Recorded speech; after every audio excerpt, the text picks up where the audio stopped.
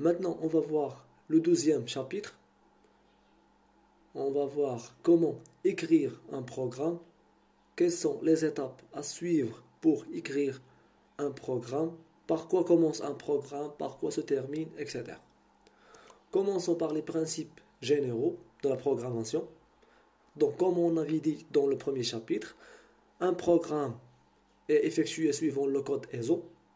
Il est constitué de plusieurs blocs. Donc, prenons cet exemple-là. Là, on a le bloc numéro 1, bloc numéro 2, bloc numéro 3, bloc numéro 4, etc. Donc, un bloc, il correspond aux instructions relatives à une séquence d'usinage. Donc, ce bloc-là, il présente une séquence d'usinage. Donc, chaque bloc, il est constitué de plusieurs mots. Chaque mot est composé d'une adresse, voilà, donc ici c'est G, ici c'est M, et d'un chiffre. Donc ces deux-là, ils constituent une information.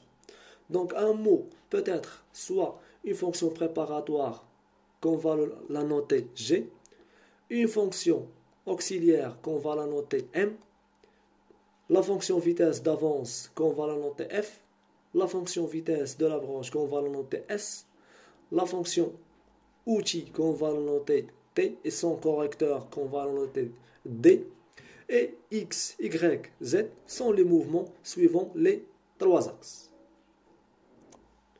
Les fonctions préparatoires G, ce sont des fonctions qui préparent la logique à une action donnée ou un type de calcul. Pour les fonctions auxiliaires M, ce sont des fonctions qui déterminent les mouvements, la sélection de vitesse, l'arrosage, etc. Pour les fonctions auxiliaires M, elles sont modales. Donc, qu'est-ce qu'une fonction modale? C'est une fonction qui reste active après le bloc où il est écrit jusqu'à sa révocation ou son annulation.